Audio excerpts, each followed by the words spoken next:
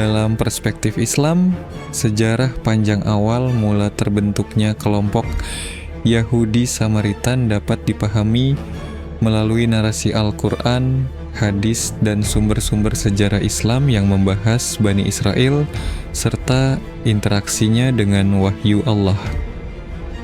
Versi Islam seringkali menyoroti penyimpangan keimanan Bani Israel dari ajaran asli yang dibawa oleh Nabi Musa alaihi salam. Berikut adalah garis besar pandangan ini. Nabi Ibrahim dianggap sebagai nenek moyang Bani Israel. Ia memiliki 2 putra, Ismail, nenek moyang bangsa Arab, dan Ishak, nenek moyang Bani Israel.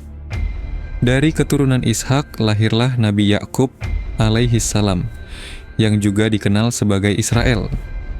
Anak-anak Yakub menjadi cikal bakal 12 suku Israel. Bani Israel tinggal di Mesir pada masa Nabi Yusuf alaihi salam, dan generasi berikutnya diperbudak oleh Firaun.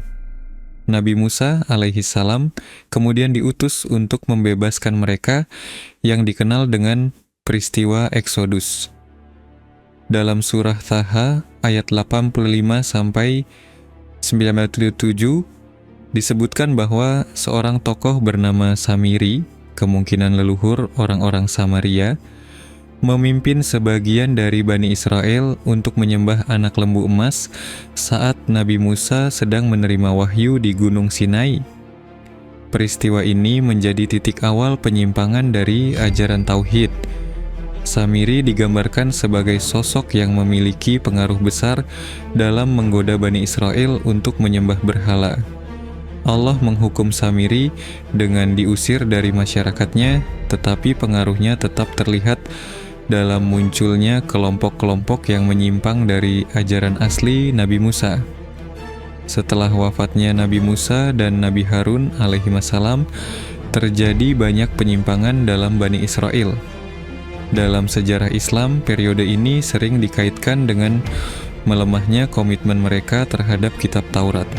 Dalam sejarah, setelah masa Nabi Daud dan Nabi Sulaiman alaihissalam, kerajaan Bani Israel terbagi menjadi 2, kerajaan utara Israel dan kerajaan selatan Yudea. Kerajaan utara sering disebut sebagai cikal bakal Yahudi Samaria yang tinggal di wilayah Samaria dan mempraktikkan kepercayaan yang berbeda dari tradisi Bani Israel lainnya. Dalam Islam, Yahudi Samaria dianggap mewakili salah satu kelompok yang menyimpang dari ajaran Tauhid Nabi Musa. Mereka dikenal karena hanya mengakui Taurat sebagai kitab suci dan menolak kitab-kitab lain serta nabi-nabi yang diutus kepada Bani Israel setelah Musa. Kritik terhadap penyembahan di Gunung Gerizim. Orang Samaria menjadikan Gunung Gerizim sebagai pusat ibadah mereka, menggantikan Baitul Maqdis di Yerusalem. Dalam tradisi Islam, penggantian ini dianggap sebagai bentuk penyelewengan dari ajaran Tauhid yang benar. Versi Islam tentang terbentuknya Yahudi Samaritan menekankan bahwa penyimpangan mereka bermula dari tindakan tokoh seperti Samiri yang membawa Bani Israel jauh dari Tauhid. Setelah periode Nabi Musa, mereka semakin menyimpang dengan tradisi dan ritual yang berbeda dari ajaran asli Taurat. Al-Quran dan hadis mengajarkan umat Islam untuk mengambil pelajaran dari sejarah ini, khususnya mengenai bahaya penyimpangan dari ajaran yang benar. Dalam pandangan Islam, Yahudi Samaritan, Samaria, dianggap sebagai salah satu kelompok yang telah menyimpang dari ajaran Tauhid yang dibawa oleh Nabi Musa alaihissalam. Penyimpangan mereka dianalisis melalui peristiwa-peristiwa yang disebutkan dalam Al-Quran, hadis, dan tradisi Islam tentang sejarah Bani Israel. Berikut adalah beberapa penyimpangan utama sekte Yahudi Samaritan menurut versi Islam. Dalam surah Taha ayat 85 sampai 97 disebutkan bahwa Samiri adalah tokoh yang memimpin sebagian Bani Israel untuk menyembah patung anak lembu emas saat Nabi Musa sedang menerima wahyu di Gunung Sinai. Peristiwa ini menjadi simbol awal penyimpangan akidah mereka dari tauhid kepada penyembahan berhala. Beberapa tradisi Islam menghubungkan sekte Yahudi Samaria dengan Samiri, baik secara langsung sebagai leluhur mereka maupun secara simbolis sebagai pewaris ajarannya. Penyembahan anak lembu emas mencerminkan kemunduran spiritual yang terus diwariskan dalam kepercayaan mereka. Yahudi Samaritan dikenal hanya mengakui Taurat, Torah sebagai kitab suci, khususnya 5 kitab pertama yang diyakini sebagai ajaran Nabi Musa. Mereka menolak kitab-kitab Nabi lainnya seperti Zabur, Mazmur Daud, dan kitab-kitab para Nabi dalam Nevi'im. Dalam tradisi mereka, Nabi Daud dan Sulaiman sering dianggap tidak sah sebagai pemimpin rohani. Mereka menolak tradisi bait suci, tempel, yang dibangun oleh Nabi Sulaiman dan menggantinya dengan pusat ibadah di Gunung Gerizim. Dalam tradisi Yahudi Samaritan, Gunung Gerizim dianggap sebagai lokasi suci yang dipilih Allah untuk tempat ibadah. Hal ini bertentangan dengan ajaran Nabi Musa dan Nabi Daud yang menegaskan pentingnya Baitul Maqdis, Yerusalem, sebagai pusat ibadah.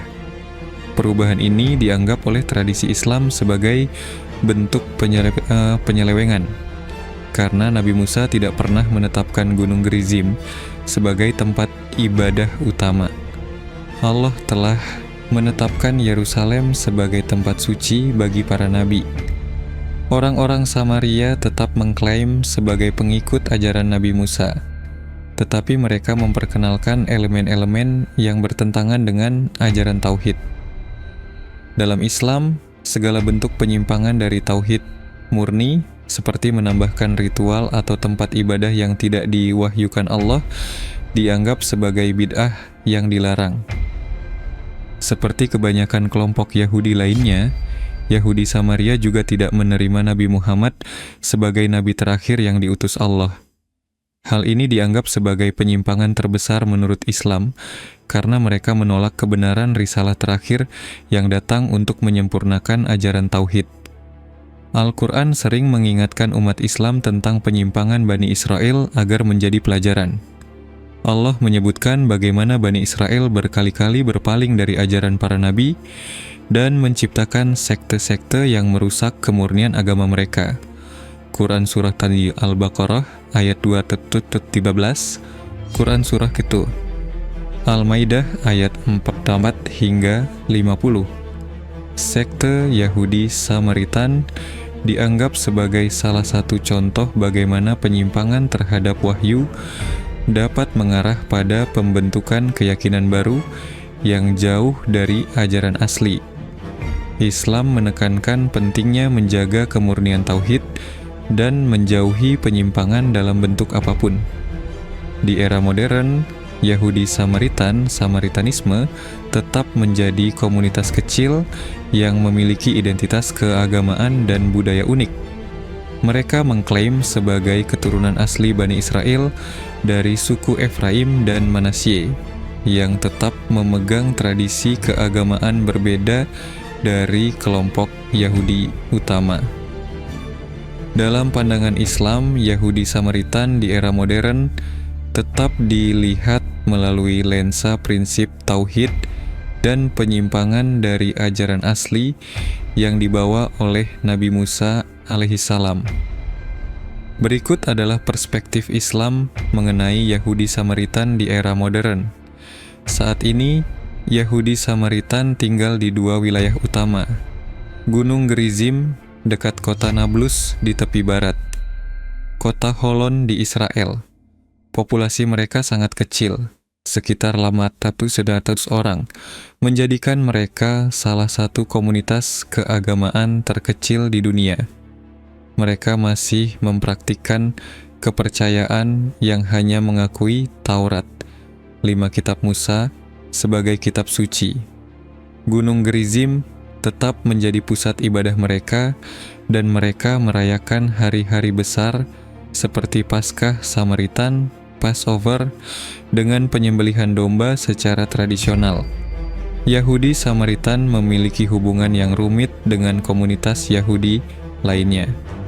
Mereka tidak diakui sebagai bagian dari Yudaisme mainstream karena perbedaan doktrin, termasuk penolakan terhadap Yerusalem sebagai tempat suci, tidak mengakui kitab-kitab lain dalam Tanakh selain Taurat.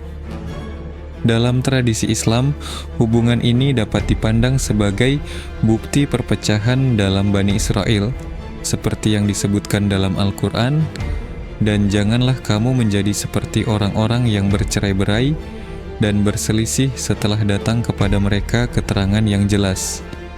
Quran Surah Bitamtu Ali Imran ayat 105. Dari sudut pandang Islam, komunitas Yahudi Samaritan di era modern tetap dianggap sebagai kelompok yang menyimpang dari tauhid.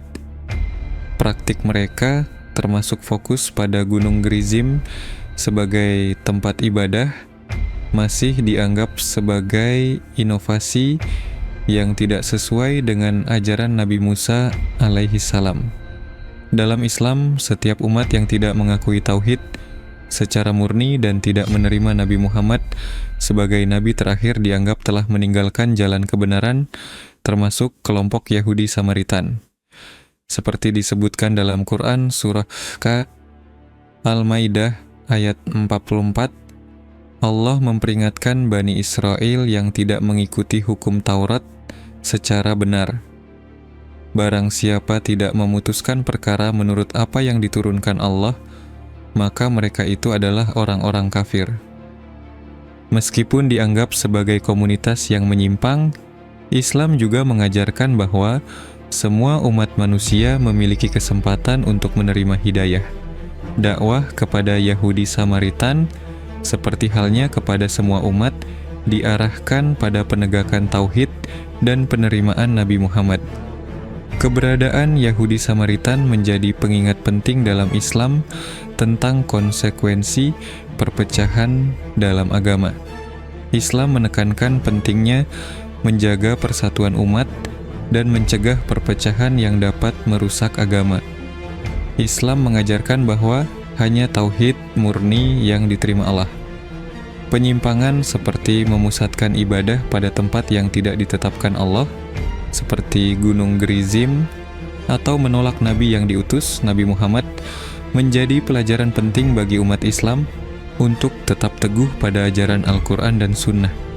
Yahudi Samaritan di era modern, dalam pandangan Islam, tetap dianggap sebagai komunitas yang melanjutkan penyimpangan dari ajaran Nabi Musa alaihissalam. Keberadaan mereka menjadi pengingat penting bagi umat Islam untuk memahami sejarah Bani Israel, mempelajari penyimpangan mereka, dan menjaga keimanan dari penyimpangan serupa. Islam mengajarkan kasih sayang, dakwah, dan harapan bahwa semua manusia dapat kembali kepada jalan tauhid yang benar. Pandangan ilmuwan Muslim dan ulama Islam terkait Yahudi Samaritanisme umumnya berakar pada penjelasan dalam Al-Quran, hadis, dan studi sejarah tentang Bani Israel. Para ulama dan cendekiawan Islam menganalisis sekte ini dalam konteks penyimpangan dari tauhid yang dibawa oleh Nabi Musa alaihissalam serta peran mereka dalam sejarah keagamaan Bani Israel. Berikut adalah beberapa pandangan yang dapat diuraikan. Banyak ulama mengaitkan Yahudi Samaritan dengan kisah Samiri dalam surah Taha ayat 85 hingga 97. Samiri adalah tokoh yang memimpin penyembahan anak lembu emas, suatu perbuatan yang sangat bertentangan dengan tauhid.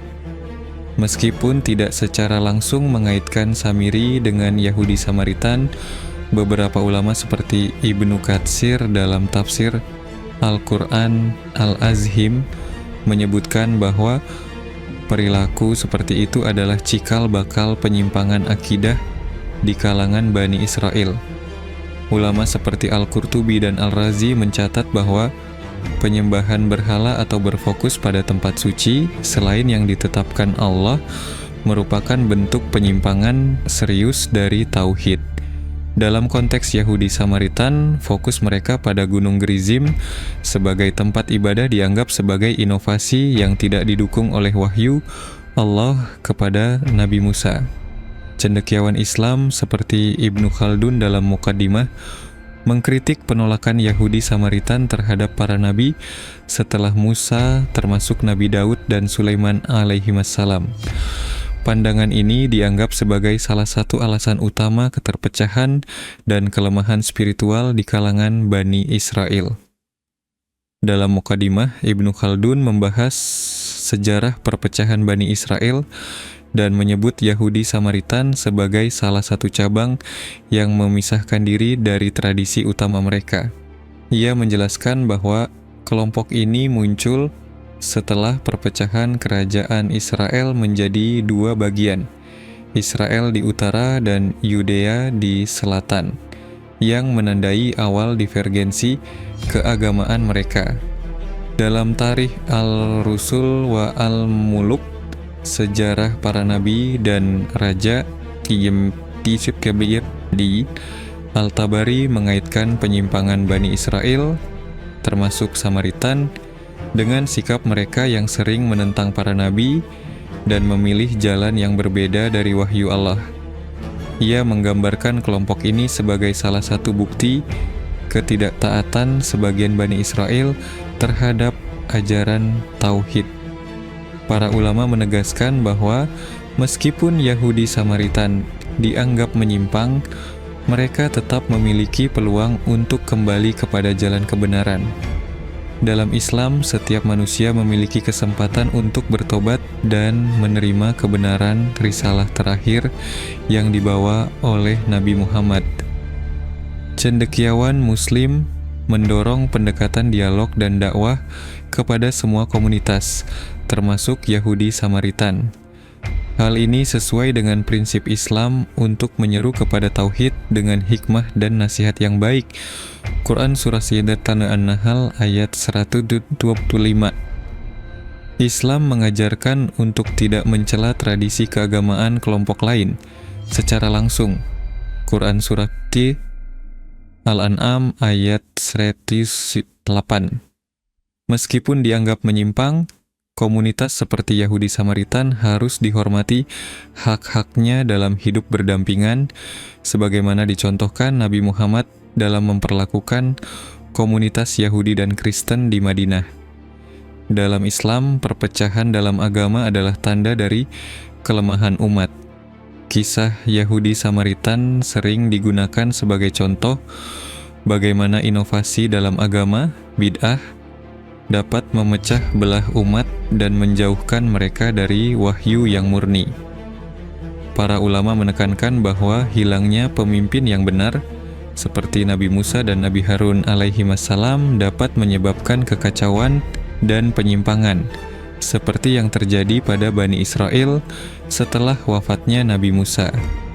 Pandangan ilmuwan Muslim dan ulama Islam terhadap Yahudi Samaritan didasarkan pada prinsip bahwa mereka adalah salah satu kelompok yang menyimpang dari ajaran tauhid murni Nabi Musa alaihissalam. Namun, Islam tidak mengajarkan permusuhan tanpa alasan terhadap mereka, melainkan mendorong pendekatan dialog, dakwah, dan penghormatan terhadap hak-hak mereka sebagai manusia. Keberadaan mereka menjadi pelajaran penting tentang bahaya perpecahan dan inovasi dalam agama, serta pentingnya menjaga kemurnian tauhid. Pandangan para ilmuwan Muslim dan ulama Islam mengenai penyimpangan sekte Yahudi Samaritan umumnya didasarkan pada teks-teks Al-Quran, hadis, dan kajian sejarah Islam yang mengupas perilaku dan keyakinan Bani Israel secara keseluruhan. Mereka mengidentifikasi berbagai aspek penyimpangan ini sebagai pelajaran untuk menjaga kemurnian tauhid. Berikut adalah beberapa pandangan utama. Ulama Islam seperti Ibnu Katsir dalam tafsir Al-Quran Al-Azim menjelaskan bahwa Samiri adalah tokoh utama dalam kisah penyembahan anak lembu emas. Penyimpangan ini dianggap sebagai awal mula kecenderungan sebagian Bani Israel untuk meninggalkan tauhid murni. Ibnu Katsir mengaitkan penyembahan ini dengan pengaruh budaya pagan di Mesir yang masih tertanam dalam jiwa sebagian Bani Israel. Para ulama sering menganggap bahwa Yahudi Samaritan adalah penerus tradisi penyimpangan yang dipimpin oleh Samiri. Meski tidak ada rujukan langsung dalam Al-Quran bahwa Samiri adalah leluhur Yahudi Samaritan, pola kepercayaan mereka yang terpusat pada lokasi tertentu, Gunung Gerizim, dan pengabaian terhadap ajaran nabi-nabi setelah Musa dianggap konsisten dengan watak kelompok penyimpang. Dalam berbagai tulisannya, Ibnu Taimiyah mengkritik penolakan Yahudi terhadap nabi-nabi yang diutus Allah setelah Musa seperti Nabi Daud dan Sulaiman. Ia menyoroti bahwa ini adalah bentuk pengingkaran terhadap kehendak Allah. Pandangan ini dapat diterapkan pada Yahudi Samaritan, yang secara historis menolak para nabi dan kitab-kitab lain dalam tradisi Tanakh, seperti Zabur dan kitab para nabi. Dalam Quran Surat Al-Baqarah 87-88, Allah mengecam sikap Bani Israel yang menolak nabi-nabi dan membunuh mereka. Para ulama sering menggunakan ayat ini untuk menjelaskan penyimpangan kelompok-kelompok seperti Yahudi Samaritan yang membatasi keyakinan mereka hanya pada ajaran Taurat dan menolak nabi lain. Ulama seperti Al-Mawardi dalam Al-Nukat wa Al-Uyun menyebutkan pentingnya Baitul Maqdis sebagai tempat suci yang telah ditentukan Allah. Yahudi Samaritan yang menjadikan Gunung Gerizim sebagai pusat ibadah mereka dianggap melawan ketetapan Allah. Hal ini sejalan dengan peringatan Al-Quran dalam Quran Surah Al-Baqarah ayat 144 tentang pentingnya mengikuti kiblat yang telah ditetapkan. Para ulama seperti Imam Ghazali menekankan bahwa mengubah tempat ibadah yang ditentukan Allah adalah bentuk bid'ah, inovasi dalam agama yang dilarang. Hal ini relevan dengan praktik Yahudi Samaritan yang memindahkan fokus ibadah dari Yerusalem ke Gunung Gerizim. Dalam tafsirnya, Qurtubi menyoroti bagaimana perpecahan dalam Bani Israel menjadi penyebab utama penyimpangan mereka dari tauhid. Yahudi Samaritan dianggap sebagai salah satu kelompok yang membangun sistem kepercayaan berdasarkan interpretasi yang menyimpang dari Taurat asli. Islam menegaskan pentingnya tauhid yang murni, seperti yang diajarkan oleh semua nabi.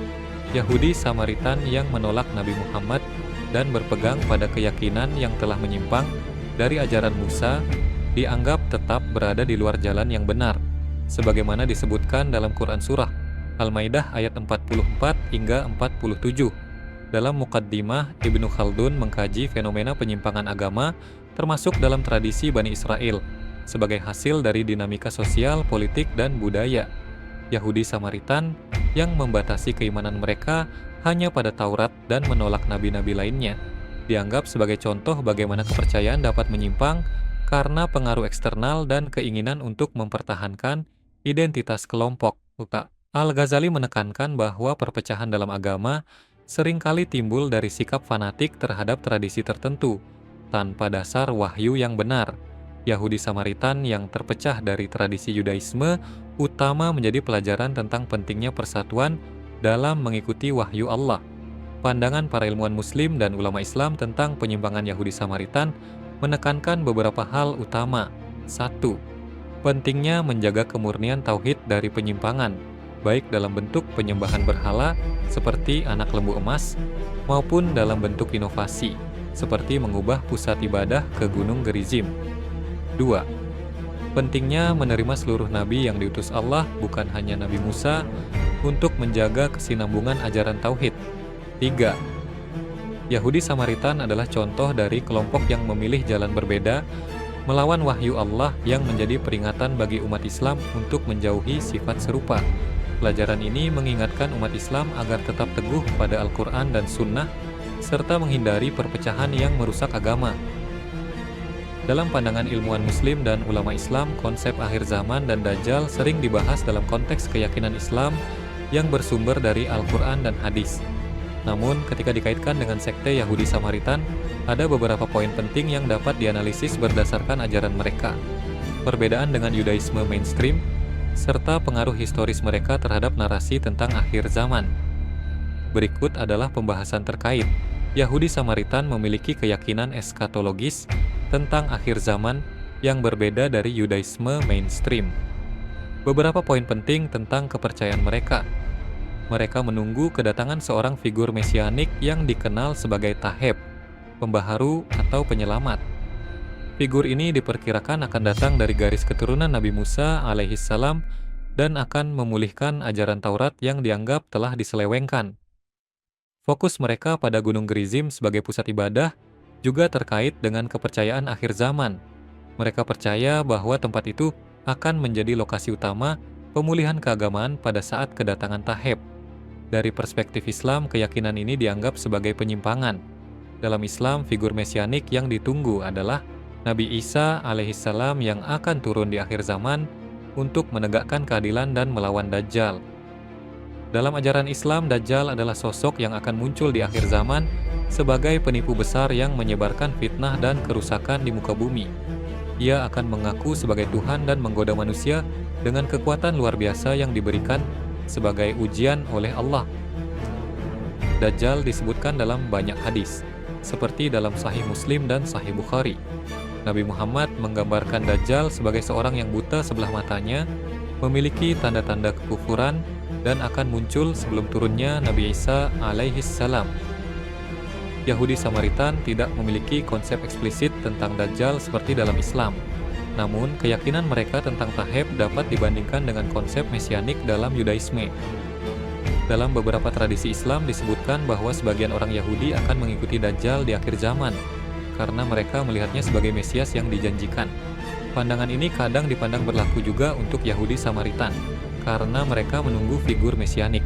Beberapa ulama dan sejarawan Islam seperti Ibnu Katsir dalam Al-Bidayah wa Nihayah mencatat bahwa penyimpangan teologis dalam Yudaisme, termasuk sekte seperti Yahudi Samaritan, membuka jalan bagi fitnah Dajjal.